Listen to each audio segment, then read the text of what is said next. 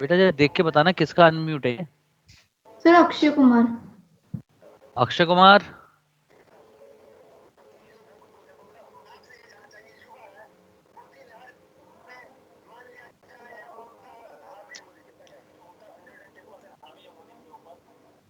Akshay,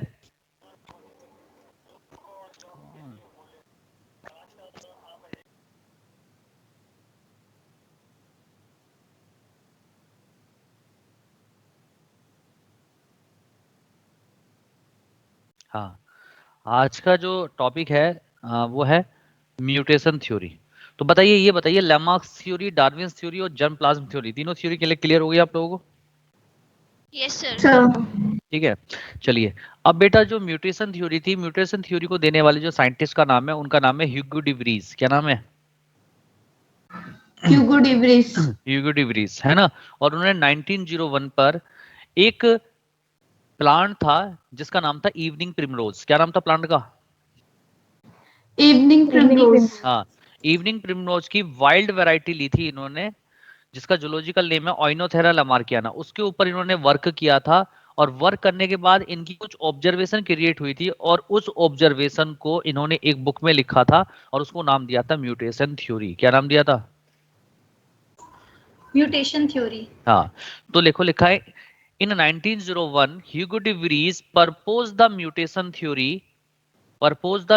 theory on the basis of his observation on the wild variety of evening primrose, जिसका zoologic botanical name था ओइनोथेरा लैमार्कियाना। तो मैं छोटे छोटे क्वेश्चन पूछूंगा, आप मुझे बताइएगा। बताइए म्यूटेशन थ्योरी कब दी गई थी? 1900। हाँ, 1901 बोलते हैं ऐसे, है ना। और किस साइंटिस्ट ने दी थी? सब लोग बोलेंगे Hugo de Vries. Hugo de Vries. अच्छा, इन्होंने किस किस प्लांट के ऊपर काम किया था? Evening primrose. आप पूरा नाम लोगे? Wild variety of evening. Wild variety of evening primrose. ठीक है, जिनका बॉटनिकल नेम क्या था जिसका? ओइनोथेरा लामार्कियाना। हाँ, ओइनोथेरा लैमार्कियाना। और बेटा म्यूटेशन थ्योरी में भी वेरिएशंस के बारे में बताया था। किसके बारे में बताया था? वेरिएशन के। देखो लिखा है, variation. According to this theory new species originate as a result of large discontinuous variation which appear suddenly. यह काम की बात यहाँ पर छिपी हुई है। ठीक है, इन्होंने भी वेरिएशन के बारे में बताया था, और डार्विन ने भी वेरिएशन के बारे में बताया था। लेकिन दोनों के वेरिएशन में क्या डिफरेंस है, ये देखिए। मैंने नीचे एक डिफरेंस चार्ट बनाया है, पहले उसको डायरेक्ट देखते हैं। ये देखिए, difference between variation and mutation. Variation में और म्यूटेशन में क्या डिफरेंस है? ठीक है, देखिए, डार्विन ने कहा था कि वेरिएशन डेवलप होते हैं, लेकिन वेरिएशन का जो कॉज है, जो कारण है, वो है नेचुरल सिलेक्शन। जबकि ह्यूगो डी व्रीज ने कहा था यस, वेरिएशन डेवलप होते हैं, लेकिन उसका कारण है म्यूटेशन। इसका मतलब ह्यूगो डी व्रीज ने वेरिएशन की वजह क्या बताई थी? म्यूटेशंस। और डार्विन ने वेरिएशन की वजह क्या बताई थी? Natural selection. Natural selection. दूसरी बात और क्या बताया था? डार्विन ने कहा था कि जो वेरिएशन होते हैं, according to Darwin, variation small होते हैं, जबकि ह्यूगो डी व्रीज ने कहा कि नहीं, वेरिएशन लार्ज होते हैं, और उनको कहते हैं साल्टेशन। क्या कहते हैं उन्हें? सॉल्टेशन। हाँ, हाँ।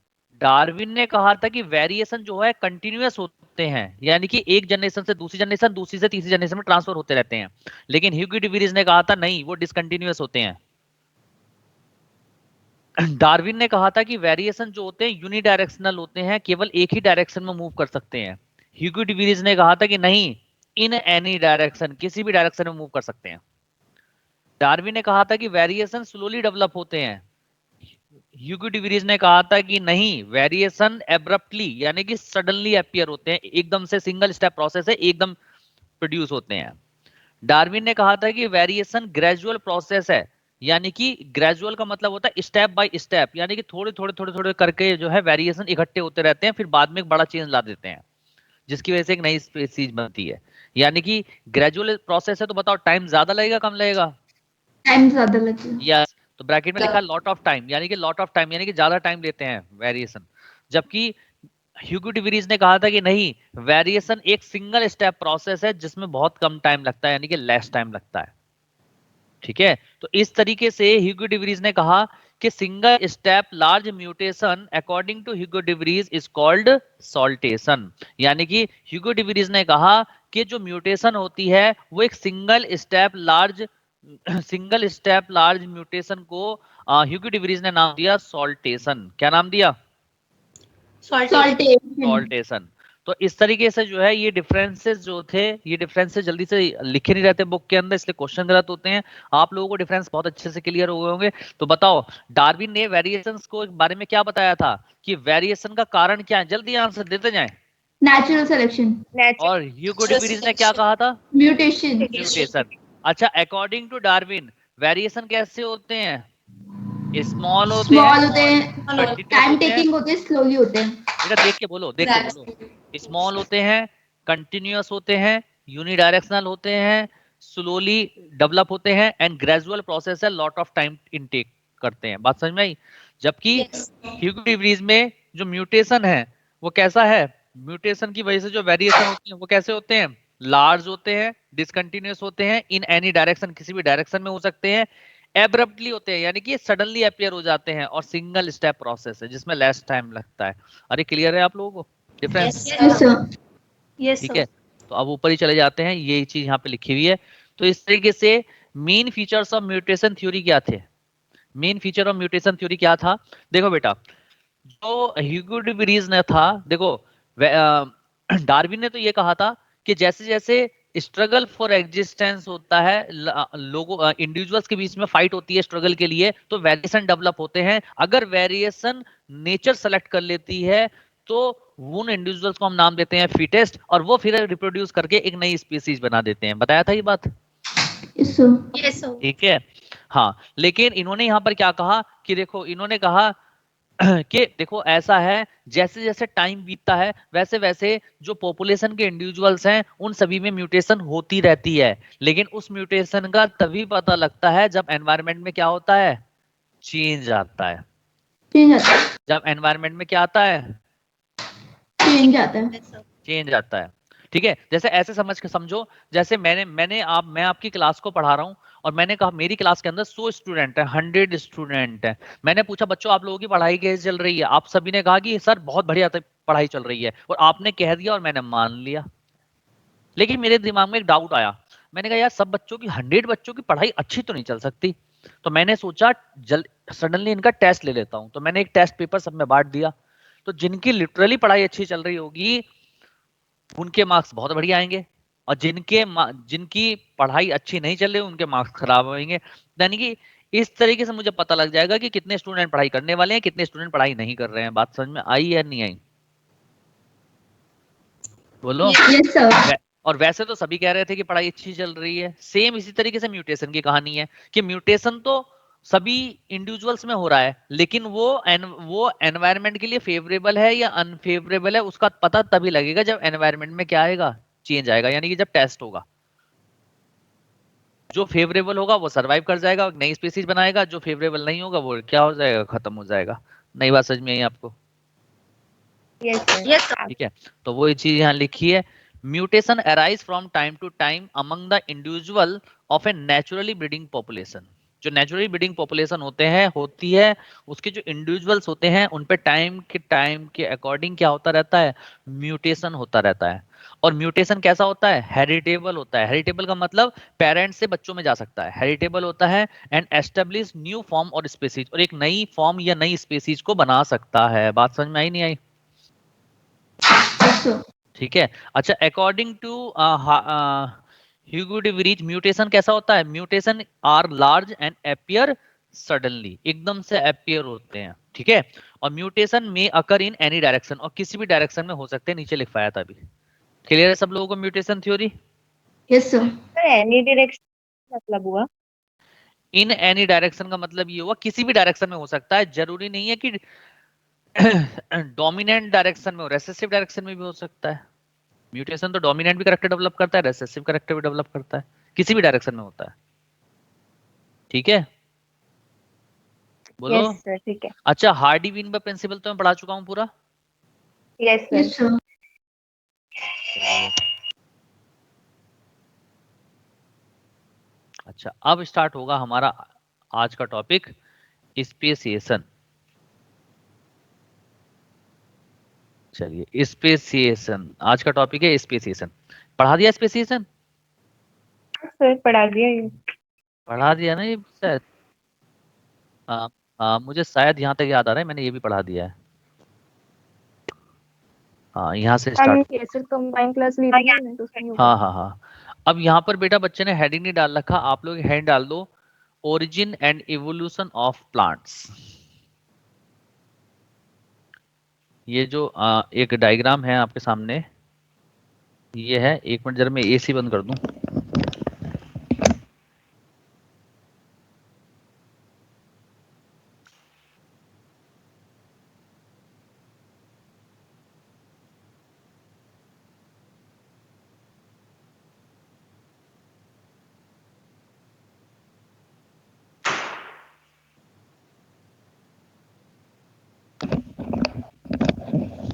हाँ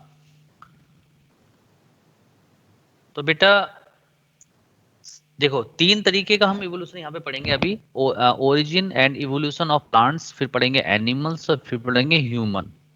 कौन कौन से पढ़ेंगे? Origin of plants, origin of animals, origin of humans. Humans, ठीक है। चलिए, तो बेटा यहाँ पर थोड़ा सा ज्यादा क्लियर नहीं है, तो मैं आपको एक दूसरा डायग्राम देता हूँ इसका, ठीक है, वहां पर बिल्कुल क्लियर हो जाएगा।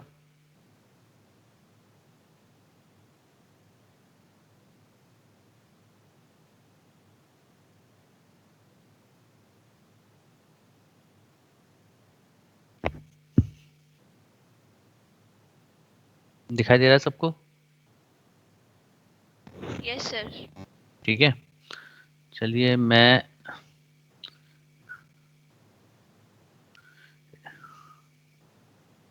बहुत ध्यान से सुनिएगा, कुछ भी नहीं है इसमें। इसका नाम है origin and evolution of plants.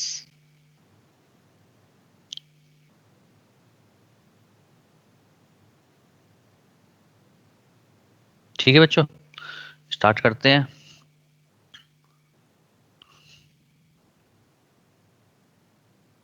देखिए, सबसे पहले बात करते हैं क्लोरोफाइटा की। किसकी बात करते हैं? क्लोरोफाइटा की। बेटा बोलो, सुनाई आ रही है आप लोगों को? Yes, sir. हाँ देखो यस बेटा। सर, हाँ क्लोरोफाइटा। हाँ हाँ, तो सबसे पहले जो अर्थ के ऊपर ये माना जाता है कि सबसे पहले क्लोरोफाइट आए थे, यानी कि क्लोरोफाइट एंसेस्टर आए थे। और क्लोरोफाइट एंसेस्टर वो कौन थे? Blue green algae. कौन थे? Blue, green, algae. Blue green algae. और ब्लू ग्रीन और एल्गी का जो वो आए थे, वो किस में आए थे? सी के अंदर आए थे, समुद्र में आए थे। ठीक है, आप लोगों को पता भी है कि लाइफ की ओरिजिन कहाँ मानी जाती है, कहाँ पर हुई है? सी के अंदर हुई है। हाँ, यस सर। तो क्लोरोफाइट एंसेस्टर जो है बेटा, जैसे क्लोरोफाइट एंसेस्टर हैं, ये कन्वर्ट हो जाते हैं ट्रैक्योफाइट्स में, ट्रैक्योफाइट एंसेस्टर में।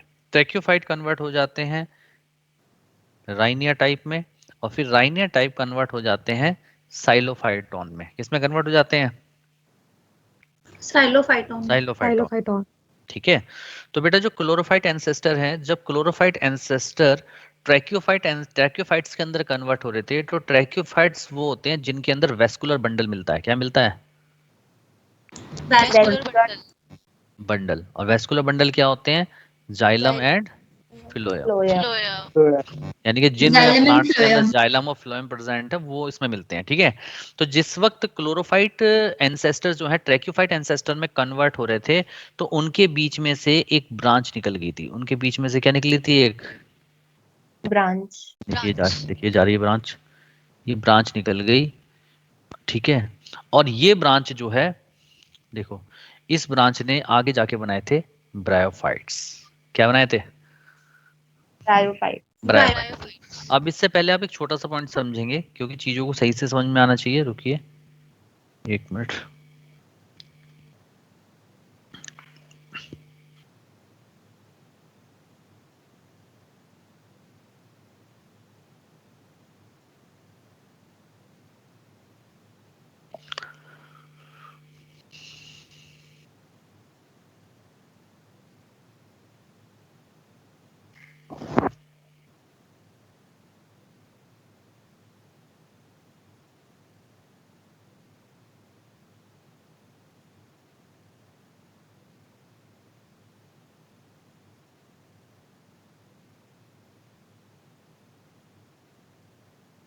अब देखिए,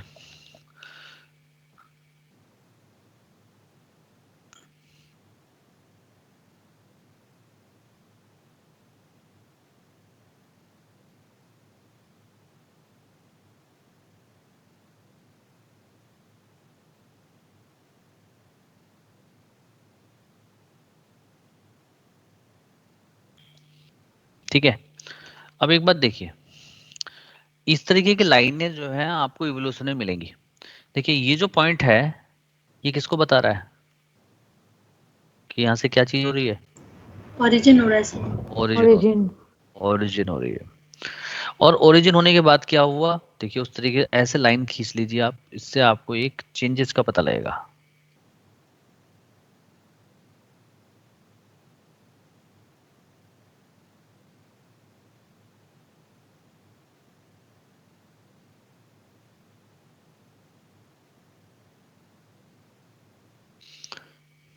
देखिए यहाँ से इस पॉइंट से ओरिजिन हो रही है, और उसके बाद बताइए लाइन लाइन जो बीच में मैंने खींची है, इनकी लेंथ बढ़ रही है घट रही है?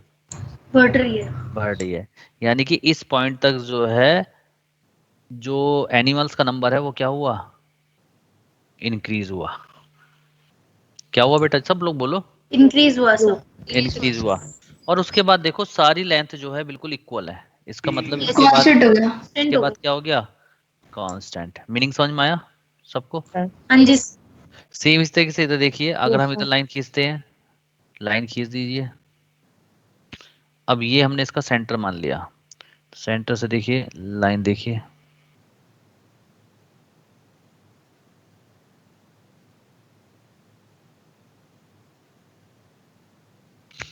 तो अब आप देखिए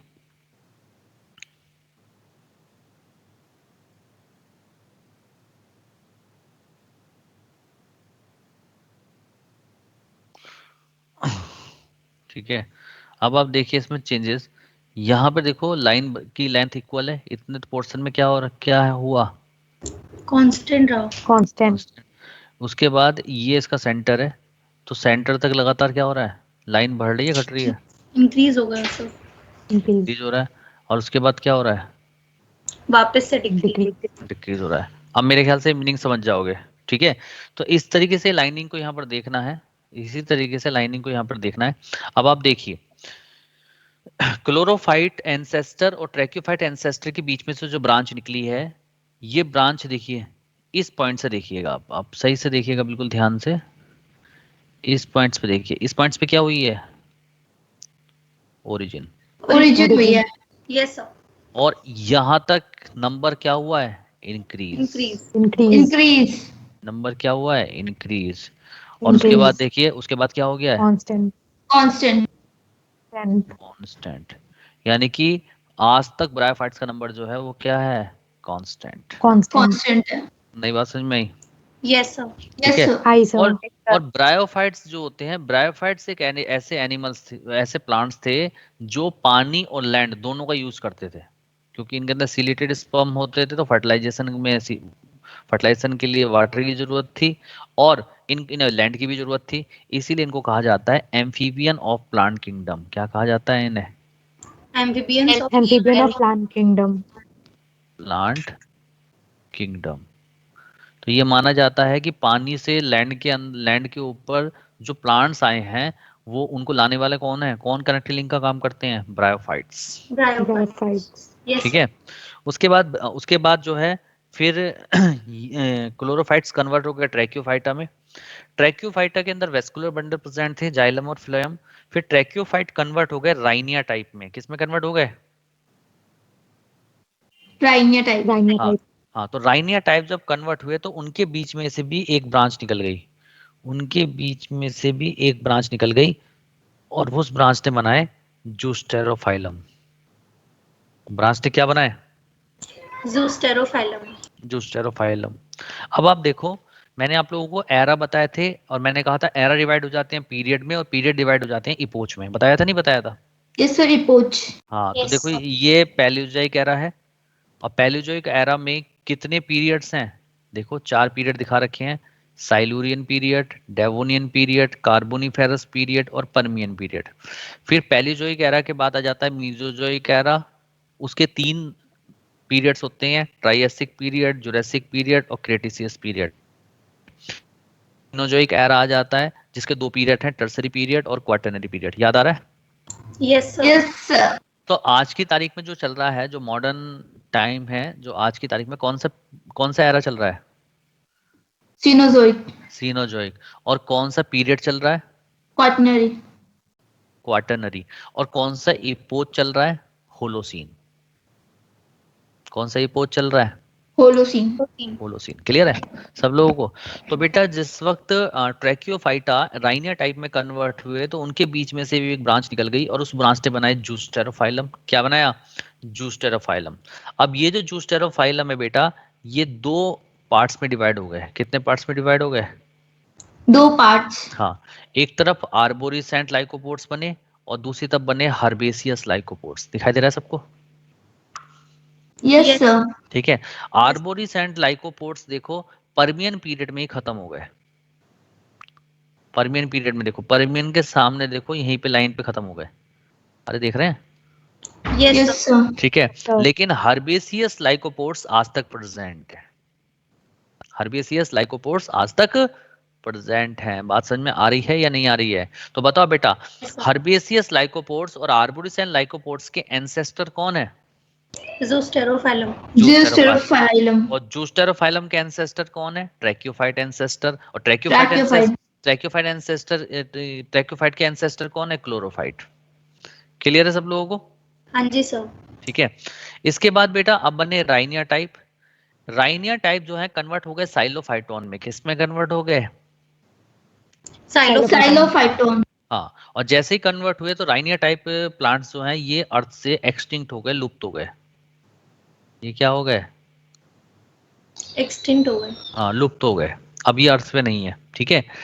अब जो ये साइलोफाइटोन ग्रुप बना, अब इस साइलोफाइटोन से ही आज के जितने भी आप मॉडर्न प्लांट्स देखते हो, सारे मॉडर्न प्लांट्स का फॉर्मेशन इसी साइलोफाइटोन से हुआ है।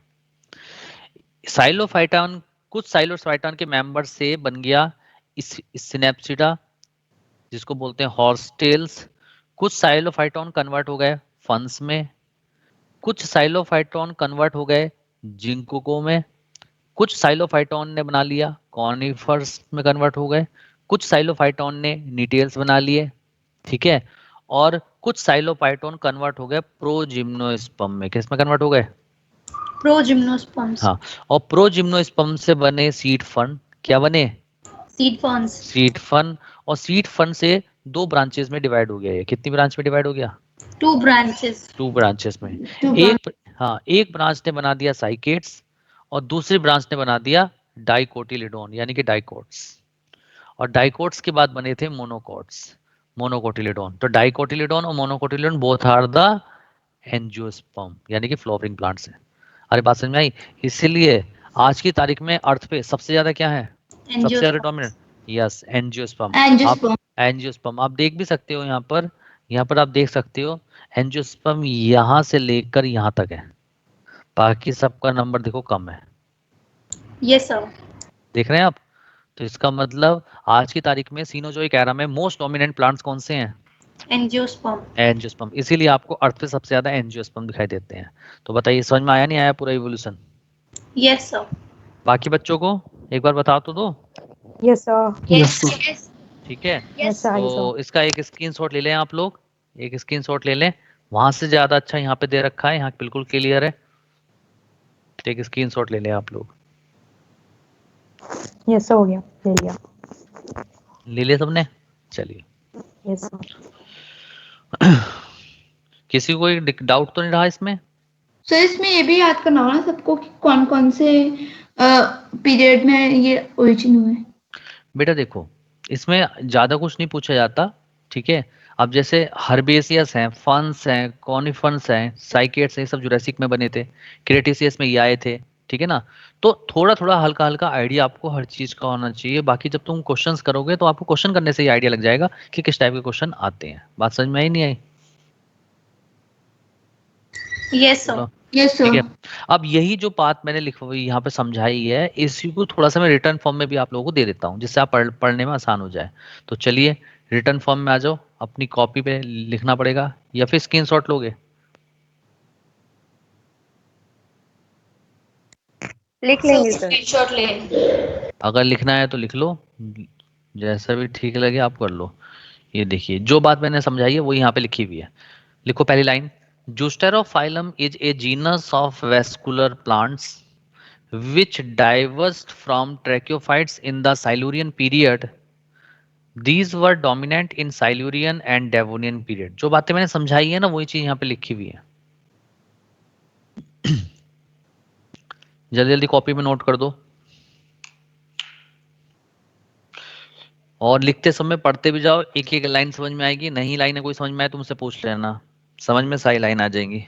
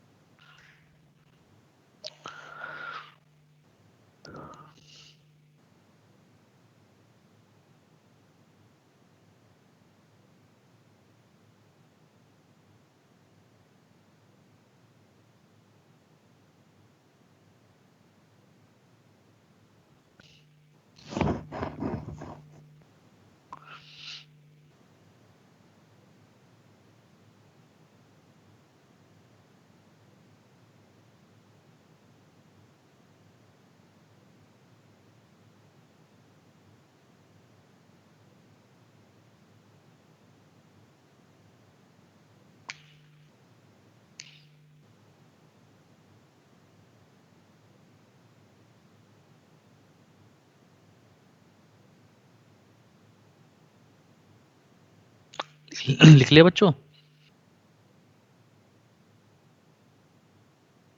हेलो हेलो, सर लिख रहे हैं Yes अभी? sir. लिख Yes, लिया? sir. लिख लिया बेटा? No sir. हाँ चलिए लिख लीजिए।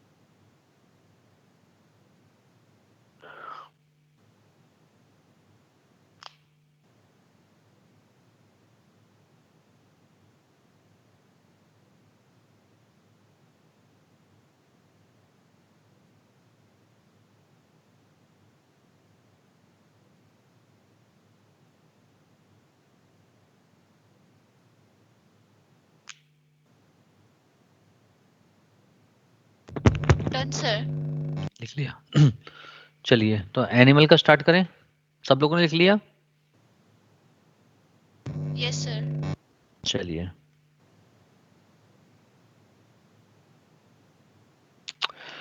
अब आता है origin and evolution of animals. ठीक है, तो सर एक चीज पूछना था कि ये जो हाँ। ये नाम लिखे हैं सामने सामने उसके आगे वाले पीरियड है ना ये सारे इनके? नाम लिखे हैं आगे। जैसे प्रो जिम्नोस्पर्म्स है तो उसका डेवोनियन पीरियड है, ऐसा है? हाँ बिल्कुल, डेवोनियन पीरियड में हुए थे। ठीक है। हाँ तभी तो लाइन खींच रखी है कि किस किस में है। ठीक है, चलिए अब बात Okay. करते हैं origin and evolution of animals. बड़ा आसान है, कुछ है थोड़ी इसमें, सिर्फ समझना है और याद करना है, रटना है, क्योंकि रटना ही पड़ता है इसमें। Origin and evolution of animals, तो बेटा याद कीजिए मैंने आपको क्या बताया था। मैंने आपको कहा था कि अर्थ के ऊपर सबसे पहले फर्स्ट सेल अपीयर कब हुई थी? 2 बिलियन ईयर्स एगो। कब हुई थी? 2 billion years 2 ago. billion years ago. हाँ, और आप लोग जानते हो 1 billion is equal to 1000 million होता है, तो 2 बिलियन का मतलब क्या हो जाएगा? 2000 मिलियन ईयर्स एगो। तो चाहे बिलियन में बताओगे तो आप बताओगे 2 बिलियन, और अगर आपसे मिलियन में पूछ ले तो आप क्या कहोगे? 2000 मिलियन 2000. Years ago. ठीक है, और फर्स्ट सेल जो थी सबसे पहले, उसने क्या क्या बनाया था? Chemo heterotrophs. याद करो, सबसे पहले कीमो हेटरोट्रॉप्स आए थे अर्थ के ऊपर, याद आया? Yes sir. और फिर कीमो हेटरोट्रॉप्स कन्वर्ट हुए थे कीमो ऑटोट्रॉप्स में। किस में कन्वर्ट हुए थे? Chemoautotrophs. और कीमो ऑटोट्रॉप्स कन्वर्ट हुए थे फोटो ऑटोट्रॉप्स में, और फोटो ऑटोट्रॉप्स में सबसे पहले बने थे ब्लू ग्रीन एल्गी। याद आ रहा है Blue blue green green? algae. और ब्लू ग्रीन एल्गी के अंदर बैक्टीरियो क्लोरोफिल प्रेजेंट था, तो उसने अल्ट्रावायलेट रेज का यूज किया था और बनाया था ग्लूकोज, और किसको रिलीज किया था? ऑक्सीजन को। और ये जो ऑक्सीजन रिलीज हुई थी, इसकी वजह से एटमॉस्फेयर रिड्यूसिंग से किस में कन्वर्ट होने लगा था? ऑक्सीडेटिव एटमॉस्फेयर में कन्वर्ट। Oxidative. ठीक है, और इससे इससे फिर डेवलप हुए थे प्लांट्स। और कैसे हुए थे वो मैंने अभी ऊपर बताया। नई बात समझ में आई? Yes, sir. ठीक है, अब इसके बाद जो है फोटोट्रोट्रॉप्स के बाद बने थे यूनिसेलुलर ऑर्गेनिज्म। और यूनिसेलुलर ऑर्गेनिज्म जैसे बने थे प्रोटिस्टा, जैसे प्रोटोजोन्स। प्रोटोजोन्स में आते हैं जैसे अमीबा है, पैरामीशियम है, यूग्लिना है, ये सब यूनिसेलुलर ऑर्गेनिज्म का फॉर्मेशन हुआ था। और फिर यूनिसेलुलर ऑर्गेनिज्म से क्या बने थे? बोलो बेटा सब लोग। Multi cellular. Multicellular organisms. Yes, multi cellular organism बने थे। और बेटा मल्टी सेलुलर ऑर्गेनिज्म में सबसे पहले अर्थ के ऊपर कौन से एनिमल्स आए थे?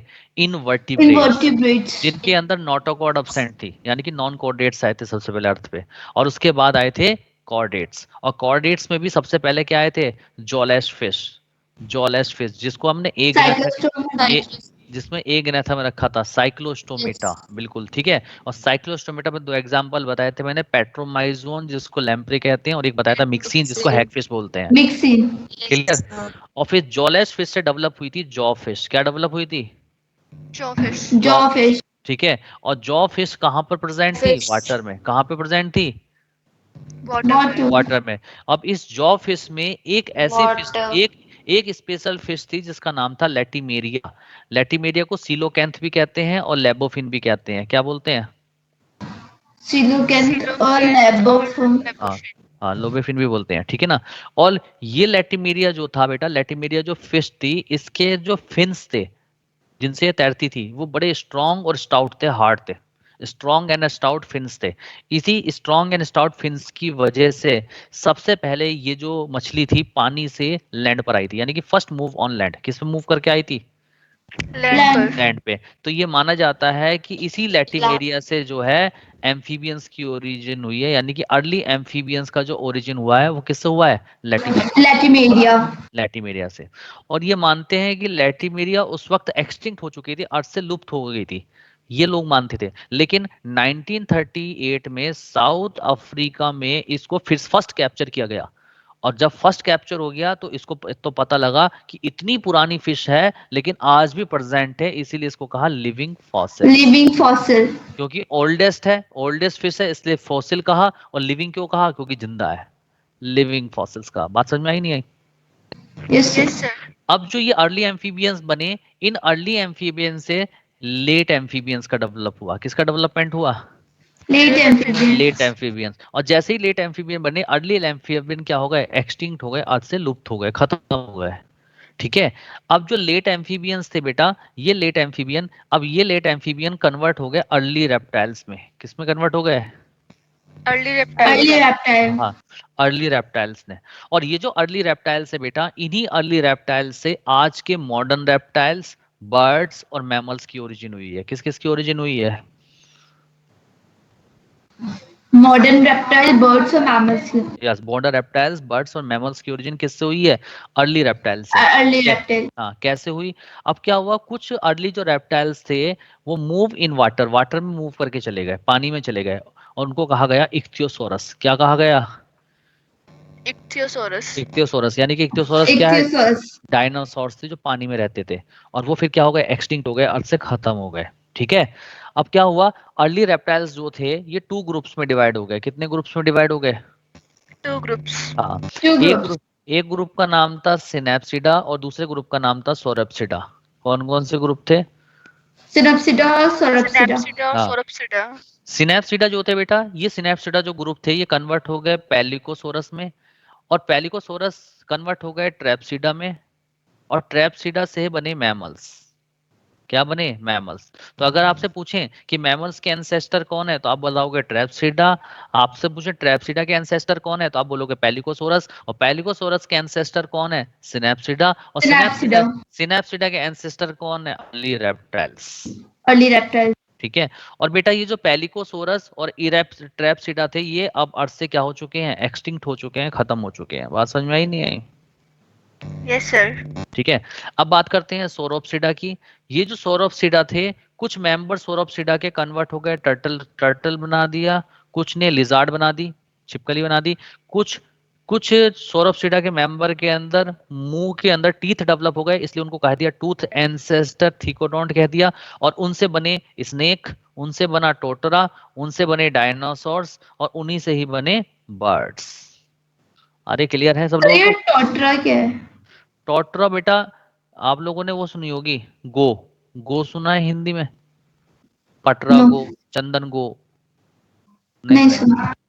अच्छा, यस सर, ड्रैगन, सुन नहीं, मैं दिखा देता हूँ ये फोटो कैसा होता है। देखा भी है। टोटुरा।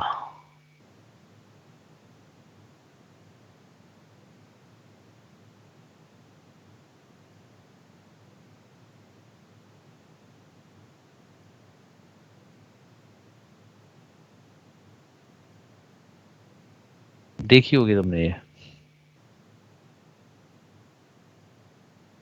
दिख रही है? Yes sir. लिजार्ड की तरह दिखाई देती है। ये सर डिस्कवरी पे देखी थी। हाँ, ये टोटुरा है। क्लियर है सब लोगों को? Yes sir. ठीक है।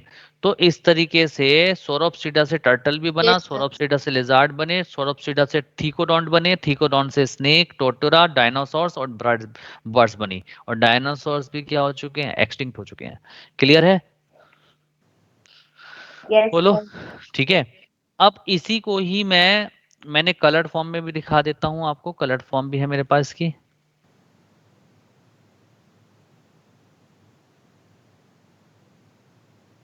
ये देखिए,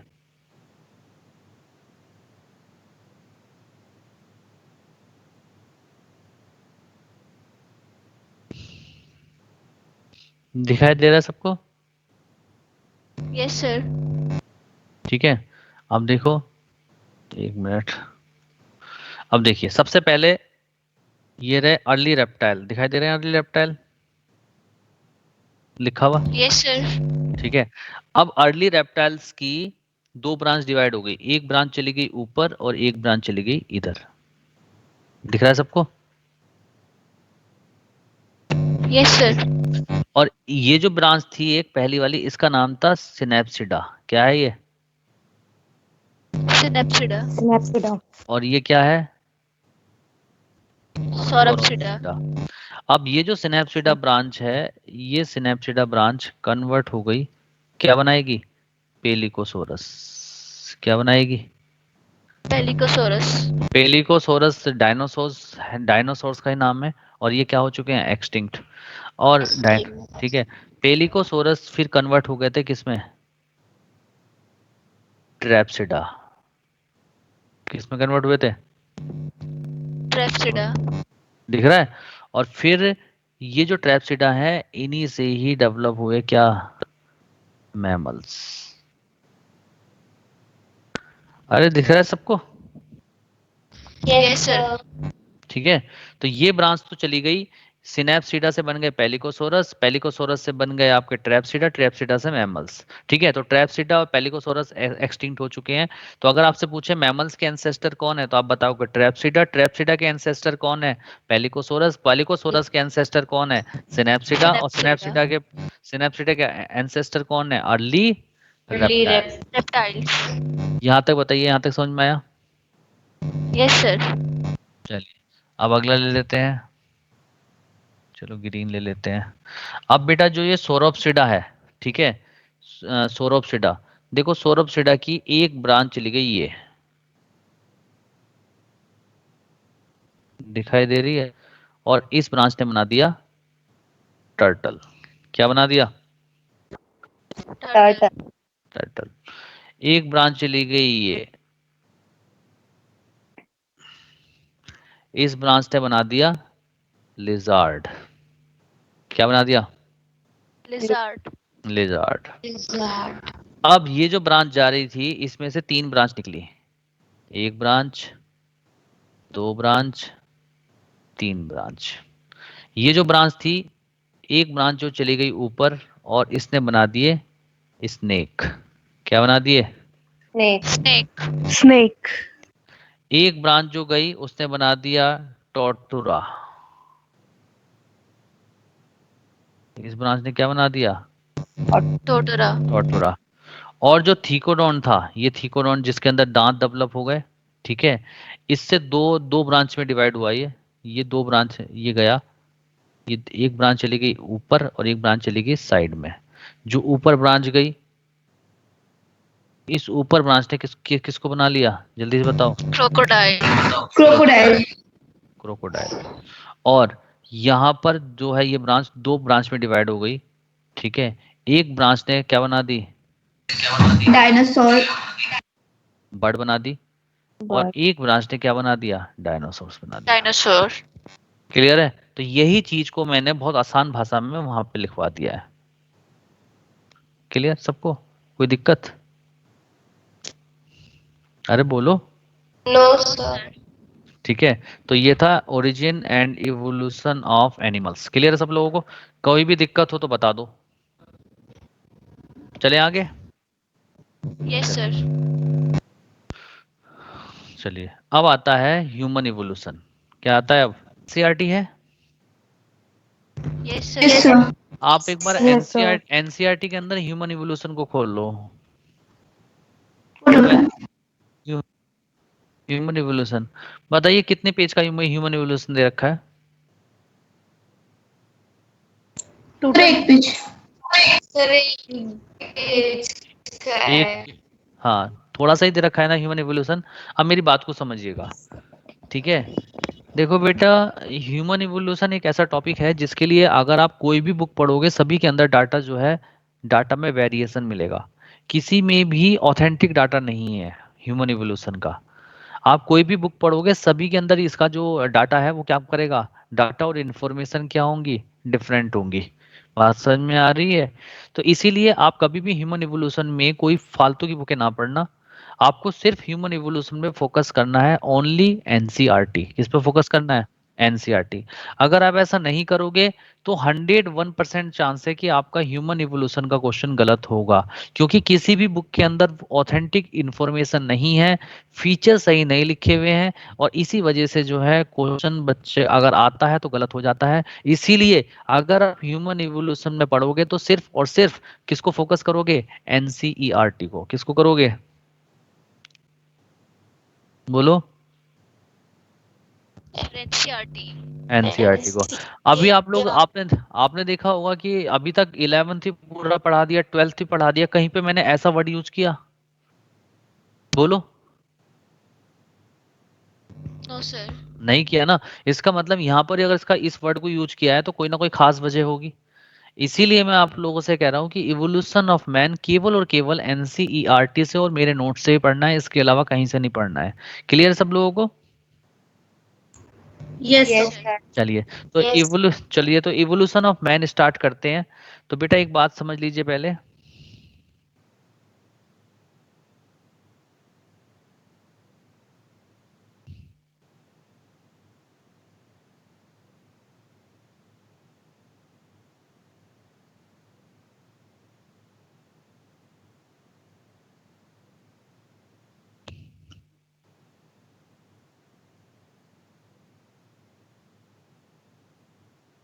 हाँ देखिए, ह्यूमन इवोल्यूशन,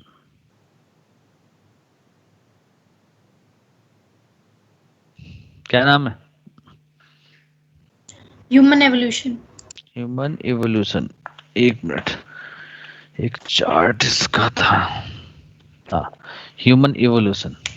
ठीक है, देखो बेटा, सबसे पहले अगर हम ह्यूमन इवोल्यूशन की बात करें तो आए थे सबसे पहले प्रायर टू एप मैन।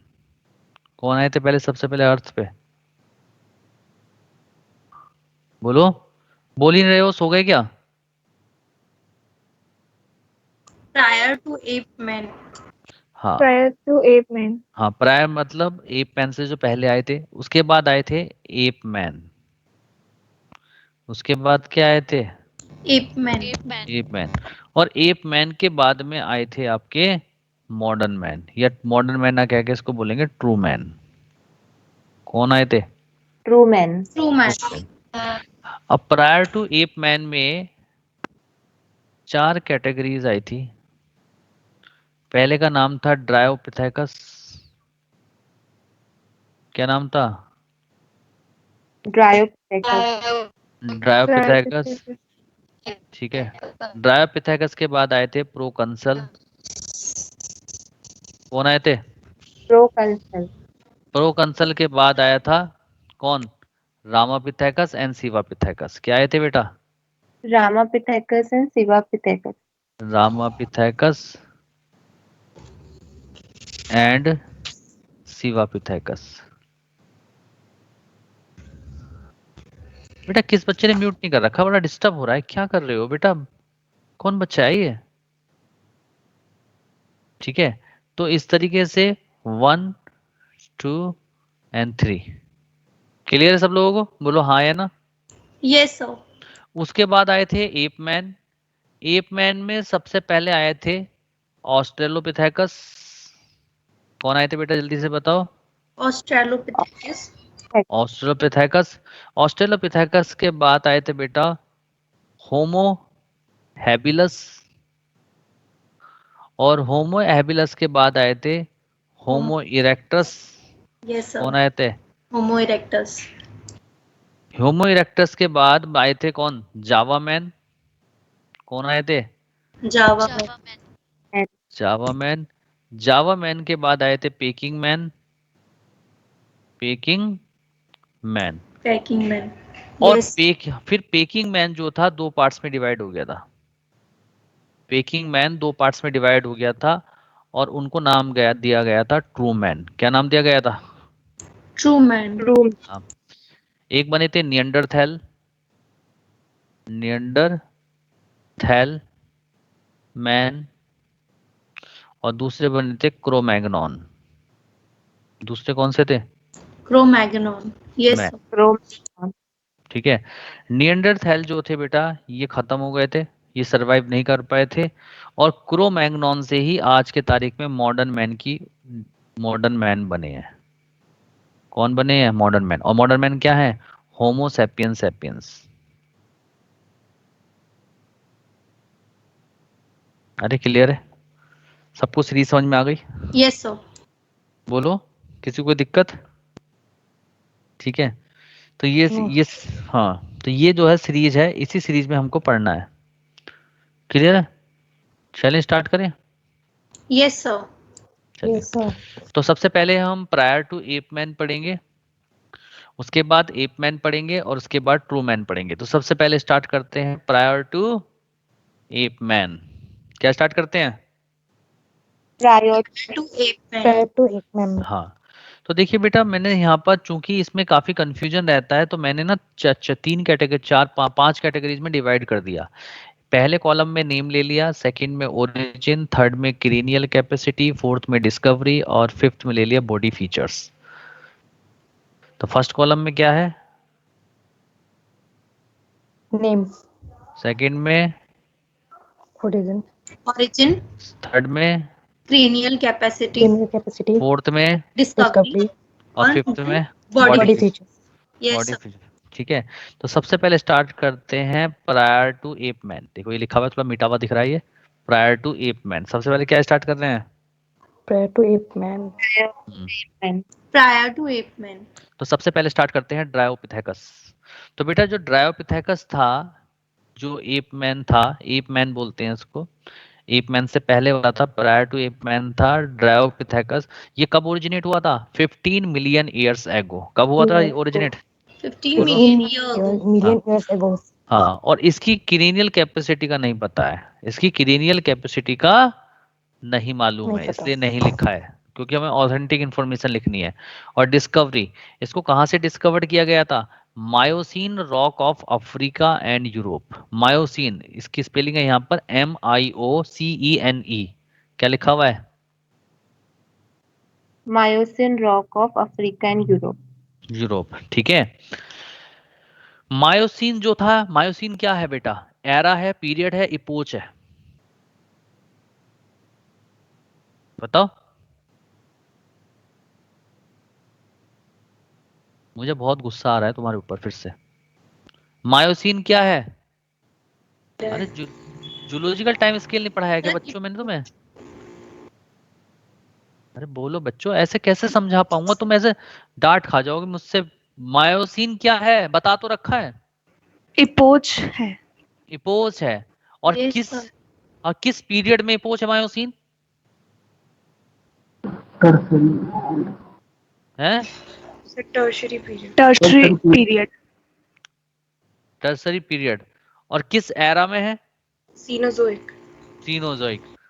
ठीक है, तो बेटा जो ड्रायोपिथेकस थे वो सबसे पहले मायोसीन इपोच में डेवलप हुए थे, और मायोसीन इपोच में ही वो क्या हो गए थे? एक्सटिंक्ट हो गए थे।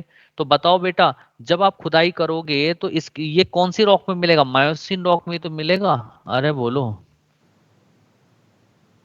Yes, sir. ठीक है, तो डिस्कवरी कहाँ से हुई है इसकी? Miocene rock of Africa and Europe. कहाँ से डिस्कवरी हुई है? जल्दी बोलो। मजा नहीं आ रहा बेटा, तुम बोल ही नहीं रहे हो, मैं डांट। Of Africa and Europe. कहाँ से डिस्कवर हुए हैं? सब लोग बोलो जितने बैठे हैं। Miocene rock of Miocene rock of Africa and Africa and Europe. फिर तुम डांट डांट खाओगे तुम लोग बोलते ही नहीं हो, सीखना नहीं है तुम्हें कुछ भी। राजा बाबू हो तुम लोग, क्यों नहीं बोल रहे हो तुम लोग? अगर एक एक बच्चा नहीं बोला अच्छा नहीं होगा। मतलब मेरी मजाक को तुमने मजाक समझ रखा है? मतलब कहां से डिस्कवर किया था ड्रायोपिथेकस को? Yes, Rock of Africa and Europe. Miocene rock of Africa and Europe. Europe. ठीक है, और इनके अगर बॉडी फीचर्स की अगर हम बात करते हैं तो ये एप इनके इनके जो आर्म थी, यानी कि आर्म का मतलब हाथ थे, और लेग्स थे। ठीक है, देखो एप लाइक आर्म थी, इनके हाथ कैसे थे? Ape like. Ape like. Ape like.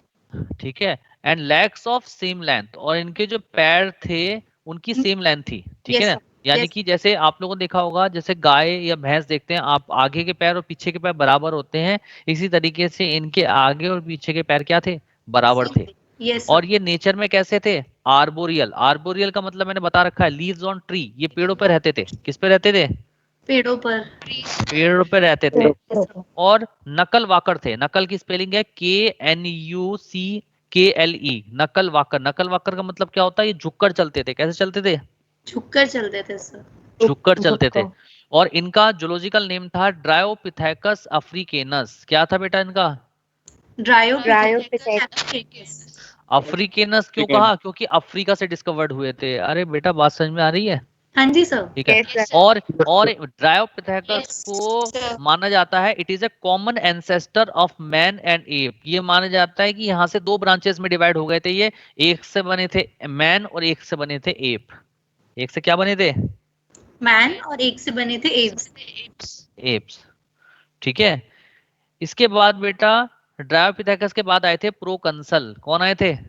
प्रोकंसल। बेटा हाँ, प्रोकंसल जो थे बेटा इनको भी अफ्रीका से डिस्कवर्ड किया गया था, इसीलिए इनका जूलॉजिकल नेम है प्रोकंसल अफ्रीकेनस। और ये कितने साल पहले, कितने ईयर्स पहले आए थे? 2 से 3 मिलियन ईयर्स पहले। कब आए थे? 2 से 3 मिलियन ईयर को। हाँ, और नहीं 2 से 3 नहीं है, सॉरी 2.3 मिलियन ईयर्स एगो। कितने पहले आए थे? 2.3 मिलियन ईयर को। ठीक है। और इनको कहाँ से डिस्कवर किया गया था? अफ्रीका से डिस्कवर किया था। और किसने डिस्कवर किया था? लुइस एसबी लीके ने डिस्कवर किया था। किसने डिस्कवर किया था? लुइस लुइस एसबी हाँ। और बेटा प्रोकंसल को ये माना जाता है कि it is the ancestor of chimpanzee and gorilla. यानी कि ये माना जाता है कि जो चिंपैंजी हैं आज की तारीख में, जो गोरिल्ला है, उनका डेवलपमेंट प्रोकंसल से हुआ है। किससे डेवलपमेंट हुआ है? प्रोकंसल से। हाँ, हाँ, तो देखो लिखा it gave rise to ancestor of chimpanzee and gorilla in the Pliocene. Pliocene में क्लियर है सब लोगों को? प्लायोसीन भी पहुंच है। हाँ जी सर। इसके बाद आए थे बेटा सिवापिथेकस। कौन आए थे? सिवापिथेकस। हाँ, सिवापिथेकस कितना पहले आए थे इसका कुछ नहीं पता है। इनकी क्रेनियल कैपेसिटी के बारे में नहीं पता है। बस इतना पता है कि सिवापिथेकस को Pliocene rock of Shivalik hills of India से डिस्कवर्ड किया गया है। कहाँ से डिस्कवर्ड किया गया था? Pliocene rock of Shivalik rock of India. ठीक है। हाँ, और बेटा इनके अंदर बंदर यानी कि मंकी और एप्स दोनों के करेक्टर प्रेजेंट थे। मंकी की तरह क्या थे इनके अंदर? 4 लिम्स थे, यानी कि इनके जो हाथ थे वो मंकी जैसे थे। स्कल इनकी मंकी जैसा था और ब्रेन भी इनका मंकी जैसा था। लेकिन फेस और जॉ एप जैसा था, जैसे एप्स का होता है। ठीक है, यानी कि दोनों के करेक्टर इनके अंदर प्रेजेंट है सिवापिथेकस में। क्लियर है? Good morning, sir. हाँ जी सर। Good morning. Sir, there is announcement. Student के लिए एक अनाउंसमेंट है। 29 को होली है, जैसे कि आपको पता होगा। तो 29 का आपका ऑफ है। 30 का आपको ऑफ दिया जा रहा है, और 30 की जो क्लास है वो 31 यानी वेडनेसडे में होगी। क्लियर है आप सबको? हाँ जी ma'am. Okay ma'am. Okay ma'am. Thank you ma'am. Thank you ma'am. तो तुम लोगों को तो मजे आ गए बेटा, हैं? क्या मजे सर। तुम्हें तो छुट्टियां मिल रही हैं। सर। हैं? नहीं, अप्रैल तो छोड़ो। आने वाला है। कर लेंगे। अच्छा अच्छा, अच्छा एक एक चीज बताऊं, मैं इंसान को कितना कुछ भी दे दे कोई इंसान, लेकिन इंसान ना खुश नहीं हो सकता। मैंने ये बात देखी। अब तुम देखो, तुम्हें देखो, तुम्हारा एग्जाम मई में होने वाला था, वो अगस्त में चला गया। ठीक, Yes, तब sir. भी तुम्हें लगा Yes, sir. कम शिफ्ट हुआ है। अगस्त में नहीं, अगले साल के अगस्त में शिफ्ट होना चाहिए था। ये तो अब बोल हो जाते हैं। अब होली की एक छुट्टी मिलती है, आपको 2 छुट्टी मिल गई तब भी खुश नहीं। अभी तुम्हें लग रहा था 2-3 दिन की और छुट्टी होनी चाहिए थी एक्स्ट्रा। नो सर, बहुत सर, खुश है सर, लेकिन वो अभी सर सर पढ़ाई करना होता है ना सर। अब नहीं पैसे सर, ज्यादा आएगा सर। 27 लेकिन पढ़ाई से डिस्टर्ब तो हो गया ना सर। खुशी हो रहा है, छुट्टी है, सही एंजॉय भी हो गया, पर सर माइंड में भी आ रहा है कि यार थोड़ा सा टाइम भी जाएगा। लेकिन पता है मेरा डिस्टर्ब होगा आदमी। पता है, लेकिन सोच का बहुत बड़ा डिफरेंस है। क्लियर? पता है क्या डिफरेंस है? मुझे आज भी याद है कि जब मैं मेडिकल की प्रिपरेशन करता था, और मुझे इतना याद है कि एक हमारे यहाँ ना बाहर की तरफ बैठक हुआ करती, बैठक। Yes sir. बैठक समझते हैं आप गेट लोग? टुगेदर। हाँ जी सर। हाँ, गेट टुगेदर नहीं कह के उसको कहेंगे आउटर पार्ट ऑफ हाउस। मतलब आउटर पार्ट है वो, घर का पार्ट नहीं है, एक बाहर की तरफ एक बैठक। हाँ, बैठक। तो मैंने उस बैठक को अपना स्टडी रूम बना रखा था। तो उसमें से क्या है कि खिड़की लगी हुई थी, तो बाहर की तरफ सब कुछ दिखाई देता था। तो होली पे क्या होता था कि हमारे यहाँ होली थोड़ी ज्यादा खेली जाती है, और मुझे पता था कि मुझे पढ़ाई करनी है, तो मुझे सिलेक्शन लेना है। तो मेरे को ना होली के जब टाइम था, तो मैं उस बैठक में बैठ रहा हूँ, सारे खेल रहे हैं बाहर होली। पानी से खेल रहे हैं, रंग से खेल रहे हैं, खा रहे हैं, पी रहे हैं, दुनिया का मजा ले रहे हैं, गानों पे डांस कर रहे हैं, और मैं अंदर बैठा पढ़ाई कर रहा हूँ। उस समय लिटरली मुझे ये फील हो रहा था कि मैं दुनिया का कितना, मतलब डिप्रेशन फील हो रहा था कि मैं क्या कर रहा हूँ। होता है अब ऐसा। मुझे मेरे आंखों फिर में कभी कभी लगता है। आंसू आने को तैयार हो रहे थे कि मैं अभी जाऊं और बाहर मस्ती करूं। ठीक है ना? सिर्फ एग्जाम समझ सेलिब्रेशन रहे होता होगा सर जब हो? आपका हाँ सिलेक्शन हो गया सर, हाँ। फिर लेकिन सारी होली फिर निकाली होगी आपने हाँ, की। अभी सुनो तो आगे। उसके बाद मुझे इतना दुख होता था, इतना दुख, ऐसा ही दिवाली पे, मतलब मैं सोचता था, क्योंकि मेरे घर वाले बड़े टाइट थे मेरे लिए। उन्होंने कहा कि तू बाहर मत निकल जाना, क्योंकि तू अभी रंग खेलेगा, फिर उसके बाद तू उतारेगा उसको, फिर तू नहाएगा, शाम कर देगा, पूरा दिन खराब कर देगा, पढ़ाई कर लो बैठ के। पूरा दिन, यस सर, ठीक है? Yes sir. क्योंकि एग्जाम भी यस उस सर, समय, वेट हो हम जाता है। हमारे टाइम में एग्जाम भी ना अप्रैल में हुआ करता था, एआईपीएमटी का। अब तुम्हें पता है मार्च हाँ, में आती है होली, अप्रैल में पेपर है, तो अप्रैल में एग्जाम। घर वाले भी सपोर्ट नहीं करते थे। बेटा एक कटर पटर कौन कर रहा है, एक ही बार में कर लो ना कटर पटर। तो उसके बाद जो है बड़ा दुख होता था अंदर से कि यार हमें तो किस्मत खराब है, सब लोगों की किस्मत अच्छी है। चलो बहुत बढ़िया। रो धो के कैसे कैसे हमने पढ़ाई करी, हमें बताया, हम मैं अपने आप को डेली ये सोचता था तेरी किस्मत खराब है।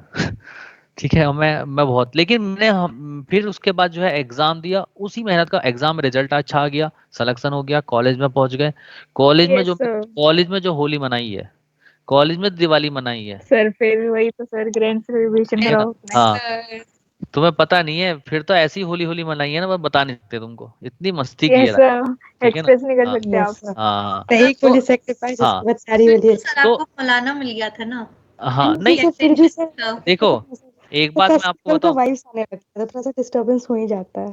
हाँ, आप मौलाना में चले जाओ, चाहे किसी भी मेडिकल कॉलेज में चले जाओ, देखो देखो मौलाना देखो इससे टॉप टॉप पे है, क्योंकि उसमें नंबर ऑफ पेशेंट ज्यादा है, डॉक्टर्स फैकल्टीज अच्छी हैं। ठीक है, मैं मानता हूँ, और दिल्ली में है। ठीक है, लेकिन कॉलेज कोई भी प्रोफेशनल हो, मेडिकल कॉलेज, मजा हर जगह है। ठीक है ना? तो जब आप उस जगह जाओगे, इतनी यस होली मनाई है ना, मैं घर वाले मुझे बुलाते थे कि होली पे अब की बार आ रहा है क्या, मैंने होली पे नहीं आने का, होली के 2 दिन बाद आ जाऊंगा, क्योंकि जो कॉलेज की होली होती थी वो घर में नहीं होती थी। Yes sir. तो मैं वही वही कहना चाहता हूँ कि लाइफ में आप सेक्रीफाइस करते हो तो आपको काफी कुछ ऐसा मिल जाता है जिसका मजा आप पूरी जिंदगी ले सकते हो। आज की तारीख में हर इंसान स्ट्रगल कर रहा है, खाने के लिए, रहने के लिए। ठीक है, जॉब के लिए बहुत स्ट्रगल है आज की तारीख में, बड़ी बड़ी डिग्री है लोगों के पास, लेकिन जॉब नहीं है। Yes sir. हमारे साथ ऐसा नहीं है, हम यस स्ट्रगल नहीं सर। कर रहे हैं। क्यों नहीं कर रहे हैं? क्योंकि हमने एक फेस में क्या कर ली, मेहनत कर ली। ठीक है ना? क्योंकि देखो बेटा, उम्र भी बढ़ती है, एक समय में हमारे बाल पूरे काले थे। ठीक है, हम बहुत सुंदर थे, बहुत अच्छे लगते थे, लेकिन धीरे धीरे उम्र बढ़ती है, आदमी वो नहीं रोक सकता उसको, सफेद बाल हो जाते हैं, चेहरा भी बदल जाता है, काफी चीजें बदल जाती हैं। ऐसे ही आपके साथ होगा, और ऐसे ही आपसे जो छोटे बच्चे हैं उनके साथ होगा। चीजें, टाइम बढ़ता रहता है, वो कभी वापस नहीं आता। इसलिए जिंदगी में ये सब चीजें तो आप बाद में भी कर लोगे जो आज कर रहे हो। मेन चीज क्या है? पढ़ाई। अगर आप एक मुकाम हासिल कर रहे हो तो उस मुकाम का जो मजा है पूरी जिंदगी ले सकते हो। इसीलिए मैं आप लोगों से ये कहना चाहता हूँ यस कि सर जो आपके पास टाइम है ना, इस टाइम को इतना कीमती समझ लो कि इसका भरपूर फायदा उठाओ। भरपूर फायदा जिसे कहते हैं।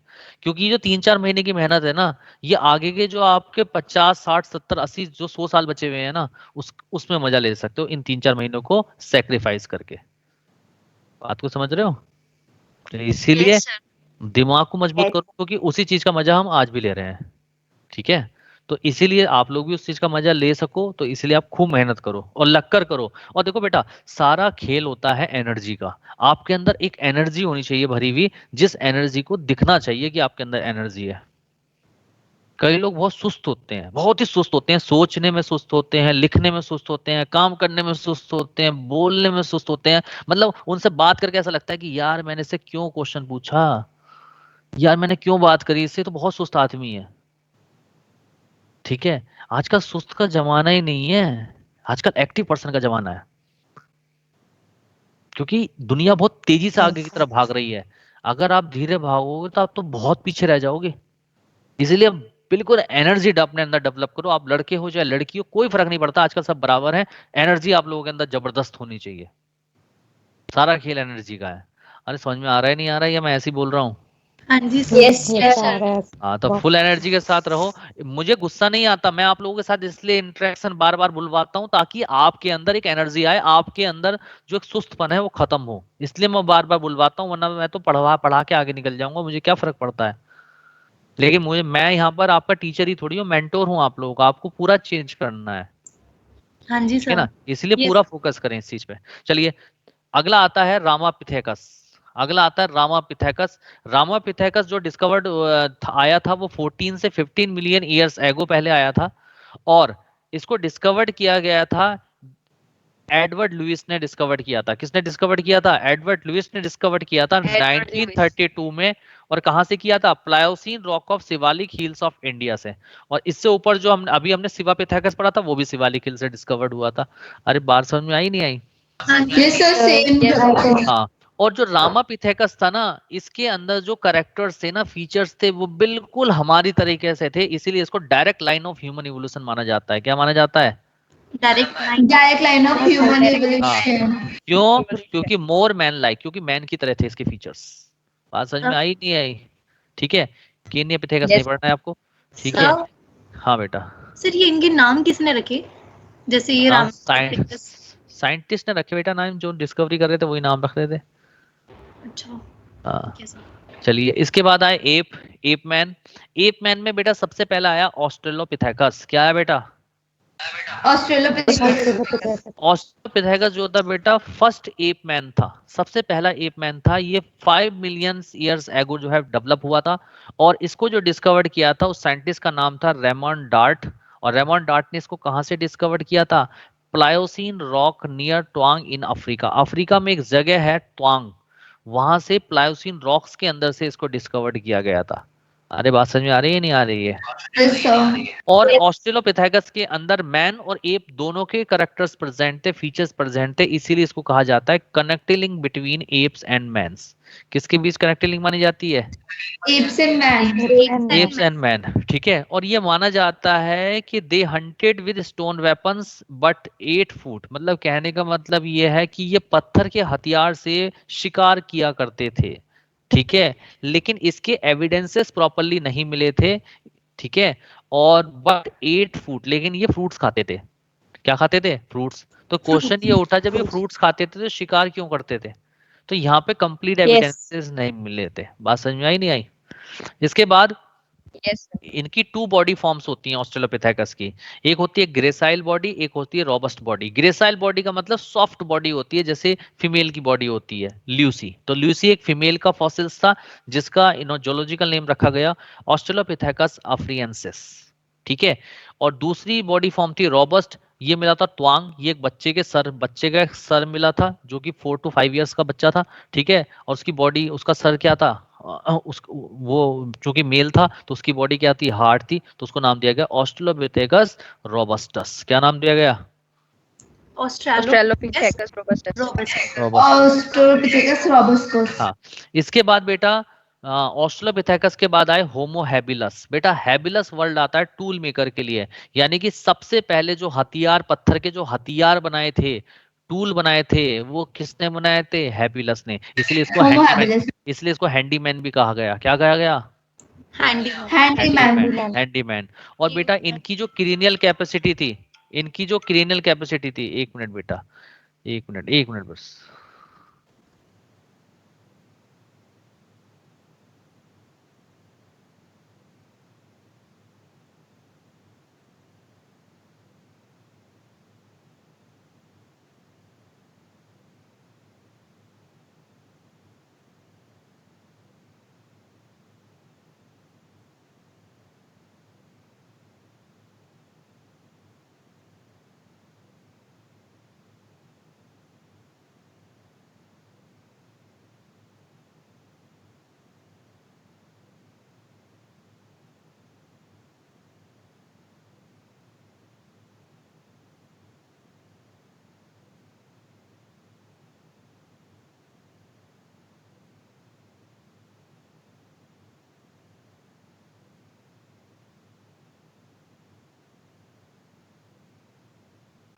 हाँ, तो बेटा होमो हैबिलस जो टूल मेकर थे, हैंडीमैन थे, तो इनकी जो क्रेनियल कैपेसिटी थी वो कितनी थी?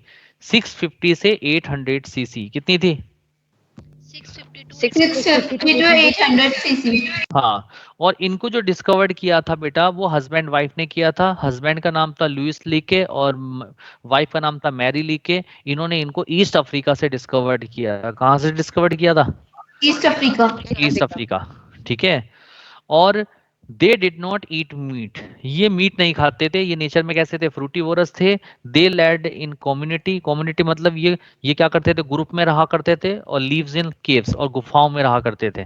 किस में रहते थे?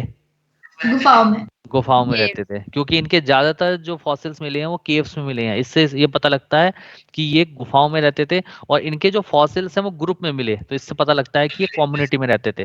क्लियर? इसके बाद आए होमो इरेक्टस। कौन से आए? सर होमिनिड क्या है? क्या चीज? होमिनिड ऊपर जो- लिखा हुआ है एक होमो. मिनट, एक मिनट। जो मैं छोड़ के चल रहा हूँ ना उसको आपको नहीं पढ़ना है, ठीक है? इसीलिए मैंने छोड़ दिया उसको। सर हाँ। ये जो ब्रेन की कैपेसिटी है वो सीसी में मतलब क्या है फुल फॉर्म वॉल्यूम, सीसी की? वॉल्यूम, वॉल्यूम, वॉल्यूम लेते हैं ना सीसी में, क्यूबिक सेंटीमीटर। हाँ, यस सर. ठीक है। चलिए, अब आता है होमो इरेक्टस। होमो इरेक्टस जो था बेटा ये इरेक्ट मैन था। ये सबसे पहले क्या हुआ था? अपनी बॉडी पे स्ट्रेट खड़ा हुआ था। बात समझ में आई? और ये कब कब ओरिजिनेट हुआ था? 1 to 5 मिलियन ईयर्स एगो। कब हुआ था? 1 to 5 million years ago. 1 to 5 नहीं, 1 to 5 नहीं है, 1.5 1.5 1.5 मिलियन। हाँ हाँ, 1.5 मिलियन ईयर्स एगो पहले डेवलप हुआ था। और उसकी क्रेनियल कैपेसिटी कितनी थी? जल्दी बताओ, 900 cc. बोलो, सब लोग बोलो। 900 cc. हाँ, और इसको डिस्कवर्ड कहाँ से किया गया था? मिडिल प्लेस्टोसीन से, इन जावा 1891। जावा एक जगह है अफ्रीका में, वहां से 1891 में इसको डिस्कवर्ड किया गया था मिडिल प्लेस्टोसीन से। कहाँ, कौन सी रॉक से डिस्कवर्ड किया गया था? Middle बोलो। Pleistocene. हाँ, और Pleistocene. हाँ, और प्रोबेबली एट मीट, ये मीट खाया करते थे, ठीक है। They hunted big game and huge fires, ठीक है। ये क्या करते थे? ग्रुप में मिलकर शिकार किया करते थे, ठीक है, और आग का यूज किया करते थे। क्लियर है? Yes sir. उसके बाद उसके बाद जावा मैन आए थे। जावा मैन के बारे में आपको कुछ नहीं पढ़ना है, ठीक है। फिर पेकिंग मैन आए थे। पेकिंग मैन की क्रेनियल कैपेसिटी कितनी होती है? जल्दी बताओ। 850 to 1100 cc. हाँ, इसके बाद आए थे हेडिलबर्ग मैन। हेडिलबर्ग मैन की जो क्रेनियल कैपेसिटी थी वो कितनी थी? 1300 सीसी। कितनी थी? 1300 cc. हाँ, यूज टूल्स एंड फायर। इन्होंने भी टूल्स और फायर का यूज करना स्टार्ट कर यूज किया था, क्योंकि इससे पहले वाले जब कर रहे थे तो इन्होंने भी यूज किया था, ठीक है। इसके बाद आए थे ट्रू मैन। क्या आए थे इसके बाद? True man. हाँ, ट्रू मैन में सबसे पहले आए थे नियंडरथैल मैन। नियंडरथैल मैन की जो क्रेनियल कैपेसिटी थी वो 1400 सीसी थी। कितनी थी? 1400 cc. और इसको जो डिस्कवर्ड किया गया था वो जर्मनी के नियंडरथैल वैली से किया गया था। चूंकि इसको नियंडरथैल वैली से डिस्कवर्ड किया गया था, इसीलिए इनको कहा गया नियंडरथैल मैन। क्या कहा गया? Neanderthal man. हाँ, और बेटा ये जो मैन थे ना, ये बहुत होशियार मैन थे, ठीक है। इसमें इन्हीं के अंदर सबसे पहले रिलीजियस एक्टिविटी डेवलप हुई थी, यानी कि पूजा पाठ का जो कार्यक्रम स्टार्ट हुआ था वो नियंडरथैल मैन में स्टार्ट हुआ था, पहला फायर। और दूसरा बेटा, जब कोई मर जाता था तो ये क्या करते थे? उस मरे हुए आदमी को दफनाने की प्रथा जो स्टार्ट हुई थी वो भी नियंडरथैल मैन ने स्टार्ट की थी। और जब वो आदमी को दफनाते थे तो उस आदमी के, मरे हुए आदमी के साथ ये फ्लावर रख देते थे, ये कपड़े रख देते थे, ठीक है। और ये क्या करते थे? टूल्स रख देते थे उसके साथ, ठीक है। और उसकी सारी जरूरतों की चीज रख देते थे, और ये सोच के रख देते थे कि वो मरने के बाद उनका यूज कर सके। अरे बात समझ में आई या नहीं आई? Yes, sir. हाँ, लेकिन आज तक इस बात का पता नहीं लगा कि ये क्यों खत्म हो गए अर्थ से, सरवाइव नहीं कर पाए थे, इसका पता आज तक नहीं लगा। तो देखो लिखा, they buried their dead body with flowers and tools, may have had a religion, इनमें रिलीजियन होता था, और हैव प्रोगनेथस फेस, और इनका जो आगे फेस था वो प्रोगनेथस था, यानी कि ऊपर का हिस्सा आगे की तरफ रहा करता था, प्रोगनेथस फेस था। अरे क्लियर है? उसके बाद आए थे क्रोमैग्नॉन। कौन आए थे? Cro-Magnon. क्रोमैग्नॉन की जो क्रेनियल कैपेसिटी है वो है 1650 सीसी। कितनी है? 1650 सीसी। और इसको बेटा फ्रांस में एक रॉक है जिसका नाम है क्रोमैग्नॉन रॉक, उसी से इसको डिस्कवर्ड किया गया था, इसीलिए इसका नाम रख दिया क्रोमैग्नॉन। अरे क्लियर है? Yes sir. और जो मॉडर्न लिविंग मैन है, इनके ये डायरेक्ट एंसेस्टर कहे जाते हैं, direct ancestor of living man है। क्यों? क्योंकि इन्हीं से ही मॉडर्न मैन की ओरिजिन हुई है। अरे बात समझ में आई या नहीं आई? Yes, sir. और मॉडर्न Yes, मैन sir. जो है बेटा, सबसे पहले एरोज इन अफ्रीका। कहाँ पर अराइज हुए थे मॉडर्न लिविंग मैन सबसे पहले? It was in Africa. यानी कि ये माना जाता है कि जो मैन की ओरिजिन हुई है वो अफ्रीका से हुई है। बात समझ में आ रही है नहीं आ रही है? Yes, sir. Yes. ठीक है। और मॉडर्न लिविंग मैन के बारे में, अपने बारे में तो आप जानती हो, agriculture came around 10,000 years back. जो एग्रीकल्चर स्टार्ट हुआ है ये लगभग आज से 10,000 साल पहले स्टार्ट हुआ था। और जब एंड ह्यूमन सेटलमेंट स्टार्ट, और ह्यूमन का सेटलमेंट स्टार्ट हो चुका था 10,000 ईयर्स पहले। अरे बात समझ में आई नहीं आई? अरे बोलो। Yes. Yes sir. क्लियर? और ये जो सेकंड लाइन है ये इसकी पढ़ने की जरूरत नहीं है। ठीक है, आपका जो है ह्यूमन इवोल्यूशन खत्म। सिर्फ इतने ही पॉइंट आपको ह्यूमन इवोल्यूशन में याद करने हैं, बाकी कुछ याद नहीं करना। कर लोगे याद? Yes sir. ठीक है, बोलो बेटा। Yes, sir. अब Yes, एक छोटी सी Yes, लाइन, sir. एक छोटी सी लाइन और लिखवा रहा हूँ। ठीक है, वो लाइन अपनी कॉपी में आप लिखोगे। लिखो, चलिए कॉपी में हेड डाल दीजिए। हेड डालिए नोट पॉइंट, एक नोट पॉइंट डालिए छोटा सा, एक नोट पॉइंट डालिए। अच्छा ये बताइए, अगर आपसे पूछें कि मैन के नियरेस्ट कौन है, चिंपैंजी या गोरिल्ला, तो किस पर टिक लगाओगे? बोलो। गोरिल्ला। गलत आंसर। कौन है बेटा मैन के नियरेस्ट कौन है? चिंपैंजी। चिंपैंजी। चिंपैंजी। क्यों? क्योंकि चिंपैंजी के, क्योंकि मैन के अंदर जो क्रोमोसोम नंबर 3 है और क्रोमोसोम नंबर 6 है, उनका जो बेंडिंग पैटर्न है वो सिमिलरिटी शो करता है किसके साथ? चिंपैंजी के क्रोमोसोम पैटर्न के साथ, बेंडिंग चिंपैंजी के पैटर्न के साथ। साथ। इसीलिए ये नियरेस्ट माना सर। जाता है। इसीलिए माना जाता है कि जो मॉडर्न मैन है और चिंपैंजी, इन दोनों के जो एंसेस्टर हैं वो क्या है? कॉमन एंसेस्टर है। नहीं बात समझ में आई? Yes, sir. तो लिखिए, तो लिखिए diagrammatic representation of bending pattern. लिखो, लिखो diagrammatic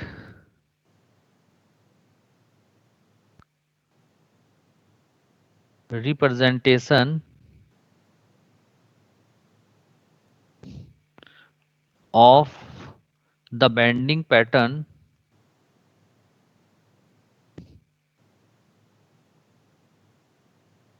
of human chromosome number 3 and 6 are compared with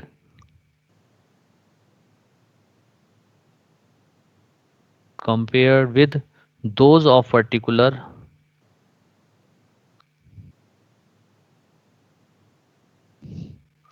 autosome in the chimpanzee.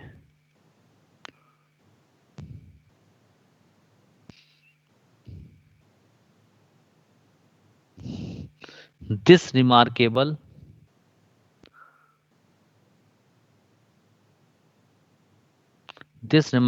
similarity in the fine structural organization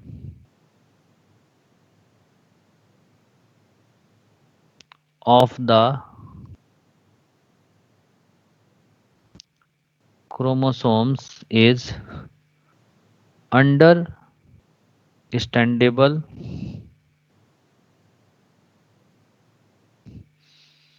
only in terms of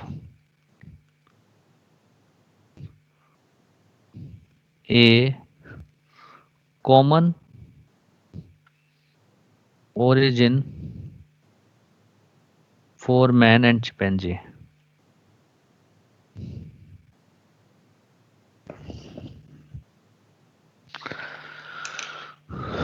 तो बताओ बताओ, क्रोमोसोम पैटर्न किस किस कौन से क्रोमोसोम नंबर का बेंडिंग पैटर्न चिंपैंजी से रिजेंबल करता है, जल्दी से बताओ। 3 and 6.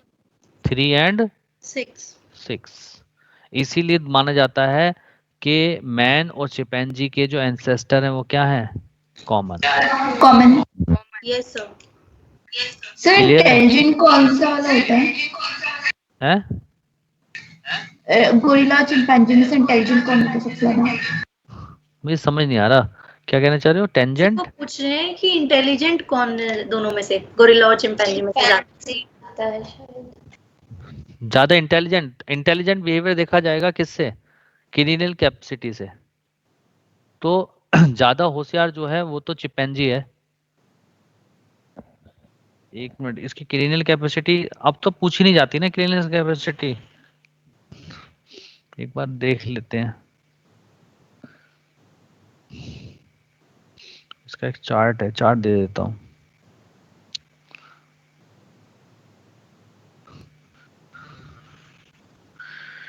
Cranial capacity of chimpanzee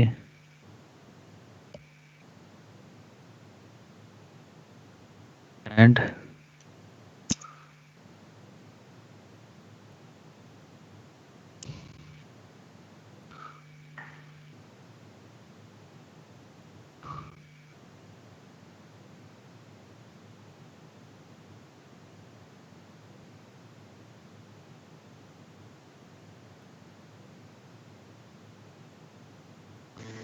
फिर दोनों के तो सेम ही दिखा रहे हो ऑलमोस्ट। हाँ सेम ही है दोनों की।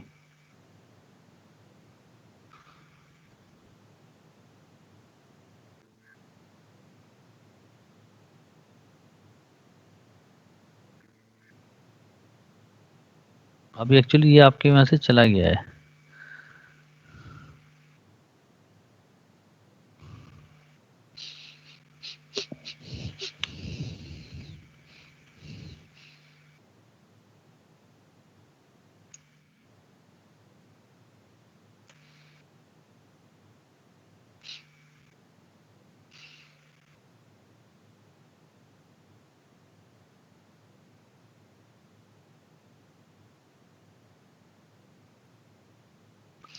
चिंपैंजी की क्रेनियल कैपेसिटी लिख लो 320 तो 480 होती है।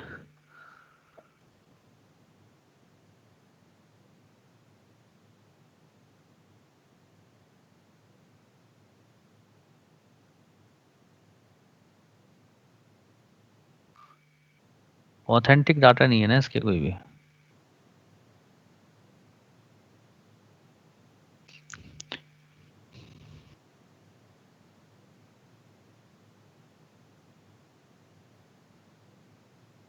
दोनों की सेम ही दिखा रहा है बेटा। हेलो